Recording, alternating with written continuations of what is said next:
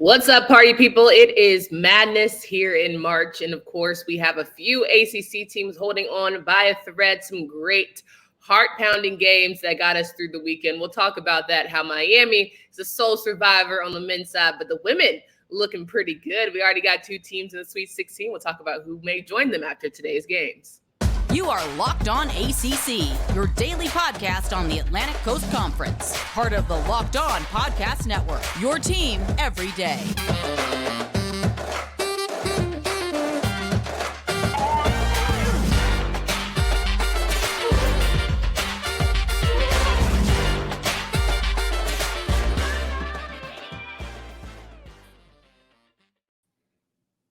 All right, hold it down for us, Peninsula P. We know that it has been a tough weekend for you. We figured that you might need some consoling. What's up, everybody? Welcome to today's edition of Locked On ACC.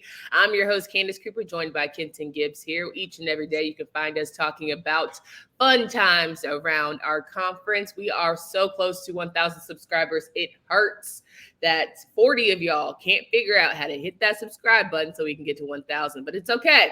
We love you still. We appreciate you if you're watching our YouTube show or you're listening wherever you listen to your podcast. Kenton, it has been a week of madness. We can breathe a little bit because ACC is not that bad. We got teams in the Sweet 16, so POP hold us down. I'm done with March Madness. I've been binging the John Wick series, so that's been interesting. Can we talk about crocheting or porcelain sculptures today? I'd like to talk about either one of those things in depth. Creighton always gets some of us, right? Creighton always hurts the feelings of some team around the triangle. Fortunately, it had to be NC State, but they also hurt some of our Locked On Baylor friends last night. So I was like, dang, NC State definitely knows what it's like to have a Creighton flop. Welcome to the club, friend. Either way it goes, happy to have you here talking through some of these games. Let's start with our friends, our Capel Crusaders, Pitt and Xavier. Xavier, I don't know what's going on in your outdoor world, but it is crazy. They're cutting grass outside my apartment, doing some lawn stuff. I see. Xavier took on Pitt, and it was a wild one. Pitt never really got into the game. It was one of those things where the better team certainly got the play. Xavier's had a great season, and Pitt has had a nice run. Their Cinderella shoes came off, and it's here we are standing. I'd say great season for the Panthers. No reason to hold your head down. Nobody thought you would get this far. Not only did you exceed expectations, you damn near were almost the regular season champions, and you potentially could have gotten in the Sweet 16. If you were to give an assessment of Pitt, what would you say? I'd say the same thing. I'd say this is a team that, there was not much expected of them, and they did more than what was expected. They showed up. They showed out. They gave everything that they could with a roster that didn't have all the talent in the world, which, by the way, now, as much as you say I'm scared of the Capels, this is what you got to say. You can't really give them credit for the roster doesn't have much talent, but they worked it out when this is what, Jeff Capel's fourth year, fourth? Yeah. At this point in time, them not having talent is on you. So, overperforming terrible is good. That's good. Being a really good team, that's good. Getting as deep as they did in the tournament, that's good for where they've been. But, it's the question of what is our standard, what is our floor? And if this is a floor-setting year, then that's a great job by the Capels. Yeah, I think for Capel, you look at the past 3 years have been crazy for college basketball in general. The landscape of college basketball is certainly changing. The transfer portal is becoming like free agency. So it's become this whole new world that everyone has needed time to adjust to. We've seen some of our older heads say they don't want to deal with it. Roy Williams, Coach K, now Jim Boeheim. And you look at Capel where he's a little more old school. Let's see how much longer Pitt gives him to readjust to the new ways of thinking. But Federico not playing, that definitely will give you a hard time, or not scoring any points will give you a hard time. At the end of the day, this is a Xavier team that when they were shooting threes, they're hard to stop, very hard to stop. And boy, did they shoot the lights out against Pitt. It's, again, Pitt showed up, they competed, they battled, they fought, but that's just a better Creighton team. That's just a better Creighton team. And so you're talking about Xavier because that's who we're talking about. I know Creighton's on the brain. I'm sorry, better Xavier. Yes, Creighton is on the brain. But anyway, That's a better Xavier team, and that is a team that, again, when you're missing Federico, and some of the other guys in that front court that would normally be there, you see things like losing the rebounding battle. You see things like allowing some second chance buckets and all that, and so that's kind of what happened there. You also need help from your sixth man of the year, Nike Sabandi, who didn't have the best game, only finished with 6 points. Blake Henson, who, was giving his all to this team, really loved just being a part of this niche group, and what's next for him remains to be seen. But I think for Pitt, again, holding your head up high, nothing to be sad about, because at the end of the day, it's a season nobody expects you to have. But this definitely is setting a certain standard for how we should move forward, kind of like how Miami did last year. Is it a fluke year? You got this far. Was it something that just happenstance that these guys, came together and figured it out? Or is it something that you're trying to move forward? Speaking of which, Miami, come to center stage. Our friends who love to get in our mentions talk to us all the time about Miami. They love the fact that they're a basketball school now. Both men's and women's are, in that fight. They beat a number 4 seeded Indiana team 85 to 69. The Hurricanes won. They never really let up.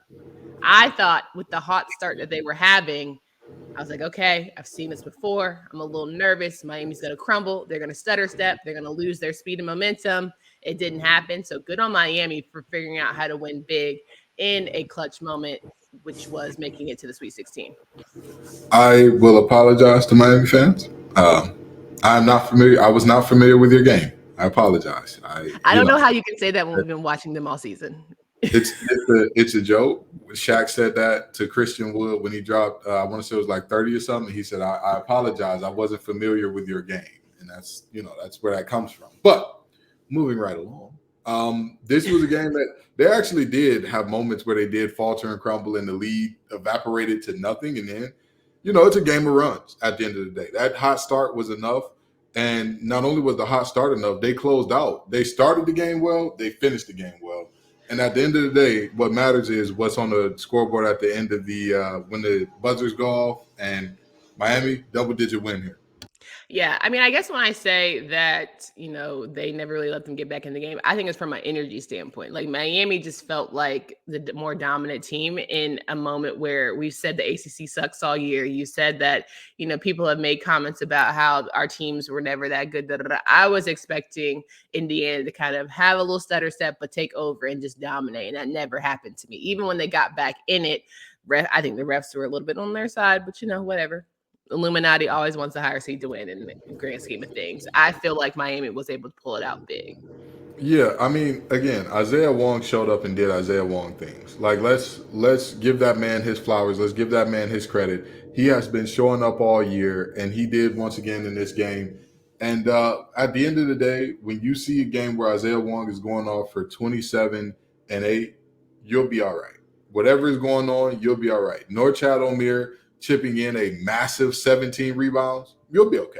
You'll figure it out, which they did. Again, there were moments where Indiana cut that massive lead down to 1 or 2 points, but Miami always had an answer. Every time they got within striking distance, Miami just put the jab out there, put the jab on them and said, okay, oh, you want to get close? That's all right. You can get as close as you want, but you're not going to actually win this game. That's just what this is going to be. And to me, those who said, how is Isaiah Wong the player of the year for the ACC? I'm like, I feel like this answers that question, right? Personally, I feel like for Miami to have been able to pull out that win when they were in the first round without him having a great performance and him having that internal conversation, man in the mirror conversation with himself, and realizing that he does carry this team in so many big ways, dropping 27 against Indiana. All right, this is why he's the player of the year. And it helped that Omier has, 1.5 good ankles going for himself. Jordan Miller was able to figure it out. Nigel Pack did what he needed to do. It's like they know how to play for each other. And I think that's the biggest part. And they beat the allegations that you had before them, Kenton. They dropped their Tribune video talking about don't believe in us. It kind of worked out for them. I mean, there's still time for that to cease. No, I don't think so. I don't think so. I disagree with the take that this game explains why Isaiah won Player of the Year, because I mean it's a regular season award, number one, and number two, like even in this game, like Isaiah was dominant. He was phenomenal. He was spectacular. If he played like this all year, I wouldn't have a problem with him winning. There's no. But who played dominant? There's no one else from the ACC on the men's side that is still standing. And, who was dominant all year? Who was dominant all year? Tell me. But again. No. Tell me who was dominant all year that walked away with that award. I mean, Appleby from Wake Forest did it all year. Who did all year? No, he did not. He did not. He was not dominant all year. Because if he was dominant all year, his jokers would have been in that tournament. Okay, period. L. Ellis was dominant for a good chunk of the year, and them boys did nothing.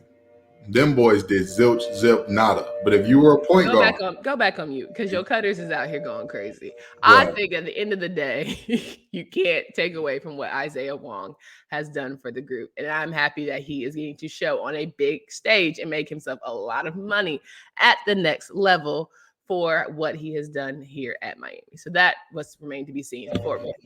Yeah, I'm glad that he put on the show. Don't get me wrong. I'm super excited about that. Super excited that Miami's moving forward. We need somebody on the men's side holding it down for the ACC. But this is, again, I look at this team and I say that, hey, they're built to win. They've got good guard play. They've got veteran bigs. They've got a lot going for them that, should bode well, even if they're doing the whole nobody believes in us, don't like us now thing.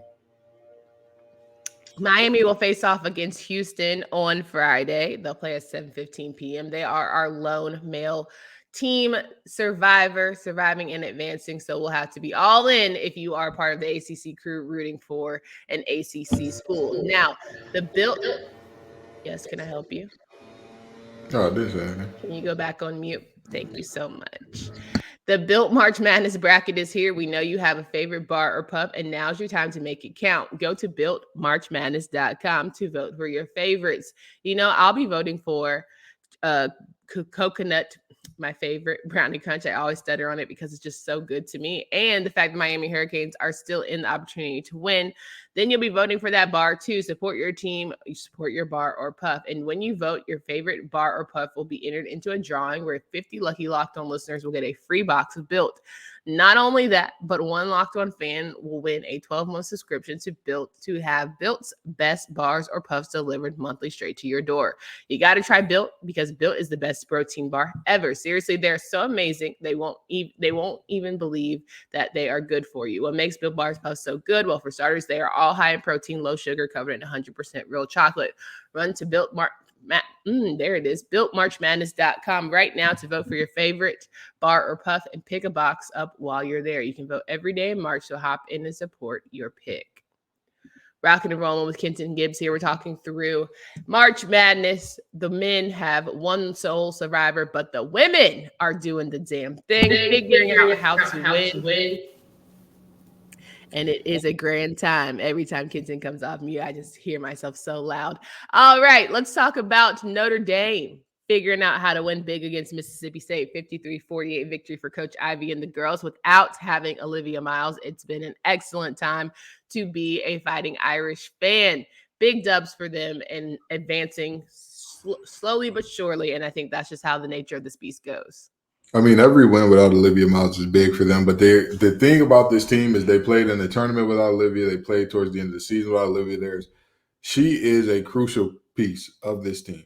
But they have played without her enough to where they figured it out. Coach Ivey gets them ready, gets them motivated, puts players in the right position to be successful even without their best player. So, there's nothing else that you could ask of a team. You're not expecting a blowout when you're missing your best player and playing in the tournament. And I think for Notre Dame, it's going to be critical for them to keep leaning on their best players, right? Without Olivia Miles, I think it's going to be important for Watson and West Bell to make sure that they are running, doing what they can do from an assist standpoint. You're not going to be Olivia. Don't try and be Olivia, but do the best that you can. I also think for Bransford to have a big game, for I'm getting her name right. Ebo to have a big game was huge for the squad, but they're going to have to find some more offense if they want to keep things rolling because there's a lot of good squads here in the women's side of the NCAA tournament. Virginia Tech handedly beat South Dakota State 72-60. Elizabeth Kitley and the girls kept things rolling nicely. They just look good. I think what's better about the Virginia Tech Hokies is their energy stays the same. I think they never get too high on themselves. They never get too low on themselves. They always have that fight and hunger, which is why I think they'll move along nicely in this tournament. I mean, this is a Virginia Tech team that they're a 1 seed rightfully. They are a team that they have balance. Of course, Kitley is going to be the best player on the court 99.999% of the time in college basketball, but Georgia Moore comes along with her. And when that happens, that team is dangerous. When that happens, when they're seeing scoring from Taylor Soleil and you know, they're striping from deep, that is a team that defensively, you know what they're going to bring. They're going to bring effort. They're going to bring intensity. They're going to bring all the things.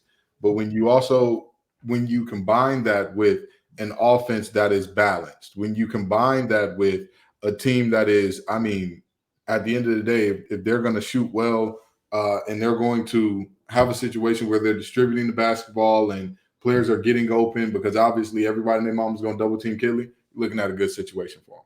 100%. That is our look at women who have advanced already to the Sweet 16 for the ACC. There's a lot of games still to be played for who wants to get into those Sweet 16 spots from our side, and that's looking good. Despite what NC State's being knocked out of here, we're looking all right there for the women in advancement. We said that for the men's side, we would only have 3, which was a little troubling, but you know, Duke let us down a little bit there. I wasn't expecting them to be knocked out so early, nor Virginia. However, on the women's side, we are holding strong here. North Carolina will take on Ohio State. We might not be holding on that strong after tonight, but the Tar Heels will take on the Buckeyes at 4 p.m. on ESPN. Excited for the Tar Heels to have kind of a put up or shut up game.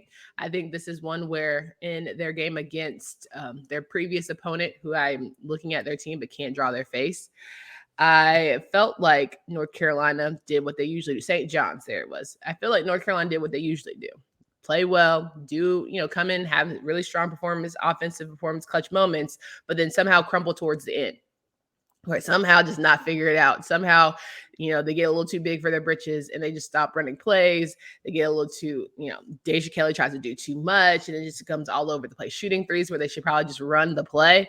It is one of those situations where going into Ohio State matchup, you can't get cute. You got to just do what you know. Do the fundamentals. Get those buckets how you can survive and not try and oversell, getting foul calls or all those sorts of things. Ohio State is the longer, more athletic team. The thing that will be the redeeming quality for North Carolina is they play a very good, intense style of defense, and Ohio State's been up and down all this year. Their highs were very high. Their lows were like, what under God's green earth is going on here? So with that being said, the task for this North Carolina team is to stay steady. Yeah. The task for this North Carolina team is to maintain that high level throughout the entire game. Yes, the other team will get runs. It's basketball, but we're meaning don't assist the other team on those runs. Don't have, those back-to-back possessions of bad turnovers or bad shots that end up being runouts for your opponent, which are in essence a turnover as well. Like that's not what you want to see. Yeah, I think Hodgson and Kennedy Todd Williams are going to have to compliment Deja Kelly as well as Alyssa Usby, who won on her birthday. So shout out to her. But it's going to need to be a big game from your top players, as well as something to help off the bench. I think Paris absolutely has an opportunity to do well from a guard standpoint. But this is definitely one of the biggest games that North Carolina has played all season, in my opinion. So this will say a lot about to me the improvement. We always feel like North Carolina has an opportunity to be in the conversation, but can you get this dub here to show why you're steadily making those adjustments as Coach Banghart gets evaluated season after season? Again, this is an Ohio State team that they're no joke. They have a team that they can score in bunches. They have players that at the end of the day, when they're showing up and they're firing at their highest clip, I believe they have 4 players averaging double digits per game on the season. I'm sorry, they have 6 players averaging double digits per game on the season. So this is a team that, again, it can come from anywhere. It can come from any direction. They've got the players to do that. But with that being said, the reality is very simple. This is also an Ohio State team that's had some injury problems. They're not going to have the type of depth. So again, it's about withstanding when Ohio State throws their best punches. withstanding, being who you are, and just keeping the showing up. Hey, if we lose this game, you'll have to beat us. We won't beat ourselves, because we've seen that in the tournament already from other teams in the Triangle, NC State, that were determined to beat themselves down the stretch, that we're like, we're not too interested in winning this, and their opponent took advantage, as one will in March. Yeah, 100%. Louisville takes on Texas here on ESPN at 7 p.m. Very good Texas team. Louisville squeaked out with the win, in my opinion. Haley Van Lith turned it on when she needed to, but this Texas program is one also that is not to be played with. I think this will definitely be a punch up for Louisville tonight. Oh, absolutely. But again, at this point in the time in the tournament, everybody's good. Like, you're not going to see any non-quality teams left in the tournament. And the reality is this. Yes, Texas is nothing to play with. They're not a joke. They're, I believe, a 4 seed here. But the reality is very simple. Louisville, you have one job. You have one job when it comes to beating Texas in Austin. You have to be the team that all this year they play very well at home. I want to say that they have lost maybe one game. Oh, no, I don't think they've lost at home at all. Yep. Okay, so with that being said, this is about beating a team that you've already beaten. This is about showing the team that you've already shown, hey, we're the ball. You got to do it again. You got to do it again. Everybody says it's tough to beat a team twice in one season. Congratulations, they're not in your conference. So they're going to have a little bit of film to watch on you, but, it's not like y'all are long-standing rivals or whatnot. This is a game where Louisville has the ability to do it. Can they? Because, again, they're a lot like Ohio State, and if their highs were really hot, lows were just – Louisville, what's going on there? So can Louisville stay consistent? Can Haley Van Lith come out and show up? Can Cochran hold down the paint well? Those are the questions that this team needs to answer. Miami faced a really good Oklahoma State team this past weekend, and they were able to come back from a 17-point deficit and just showed how this team has put in a lot of fight this season.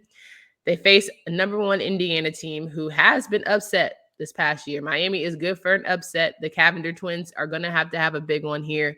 I think it's for them. Can they stay the course when things aren't going their way? They've shown they can do that. They're going to have to do it in a big way here tonight at 8 p.m. on ESPN2. Many people said that if South Carolina didn't exist, this would probably be the top overall seed in the tournament, and they'd have a very good argument for it. I believe they lost 2 games all season, and one of which was to Iowa on a buzzer beater. 3 games. 3 games all season. One of which was to Iowa on the Caitlin Clark buzzer beater. So I get it. I get it. This is a very, very good. There's a very, very good Indiana team.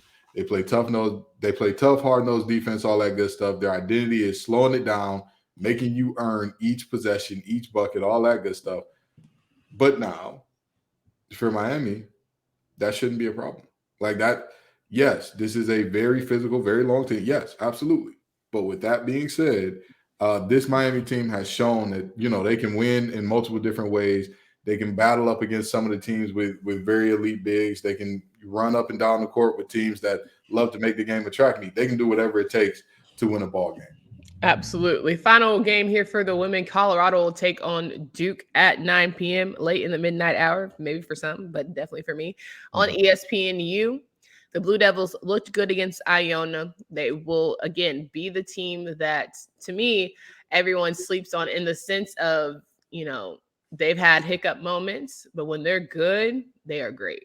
And when they're on fire, they're explosive. And I think, like you said, it's going to come down to Celeste Taylor. It's going to come down to, who's going to coach better. And I always give that nod a little bit to Carol Lawson. So I'm excited to see how Duke can quietly keep progressing.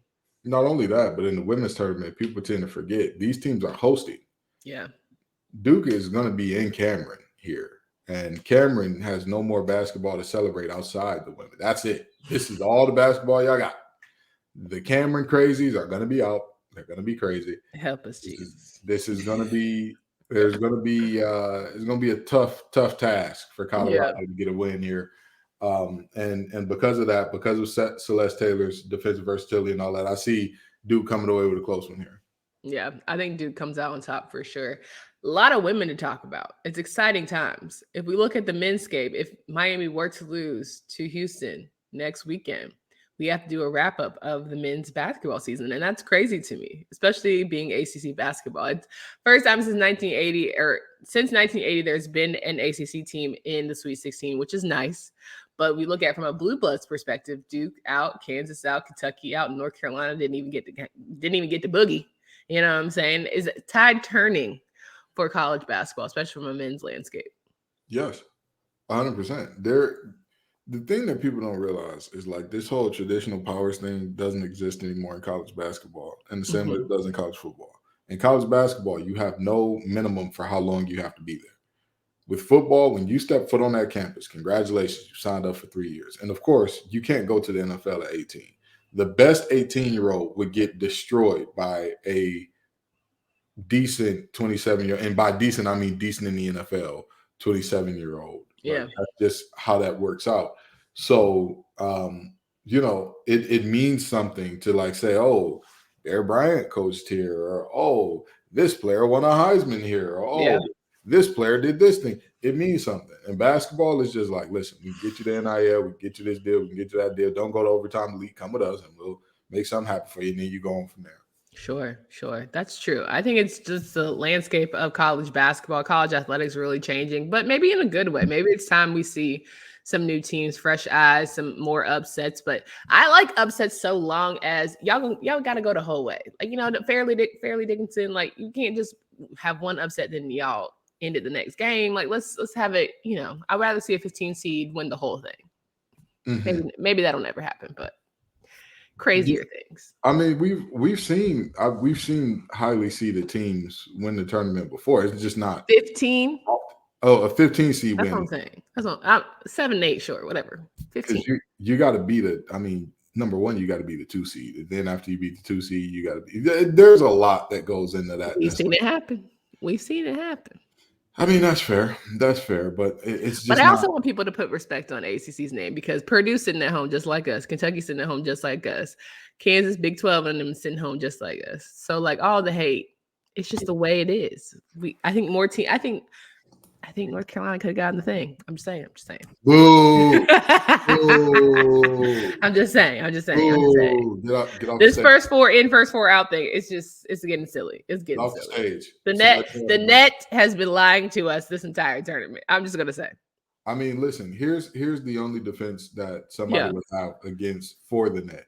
Mm-hmm. The net said that the ACC was horrible. Mm-hmm. The tournament is showing. This tournament and the NIT are saying the ACC is horrible.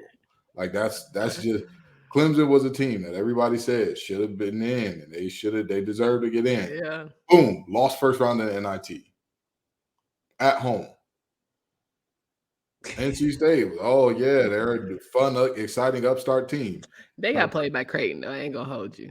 I mean, I'm when a player lands on another player's ankle and hurts himself landing on that player's ankle, maybe as far as a jump shooter. If you're landing on the jump shooter's ankle and that jump shooter is doing their regular form, maybe that should be a foul. I don't know. That was an Illuminati game. Maybe I'm just saying there was, the Creighton plays great defense without fouling. So that's the thing there. Yeah. But anyway, beyond that, I mean, how many teams do we see fall? Like Pitt was a team that we were looking at like, 2 tournament wins. Okay, one was in the play-in, first round win. All right, we see you moving in the right direction. Other than them, honestly, the most embarrassing one is Virginia, because it's just like, bro. Didn't want to talk about it. I mean, you got to say, I'm not even upset at NC State, because they were definitely on the underseed for a reason.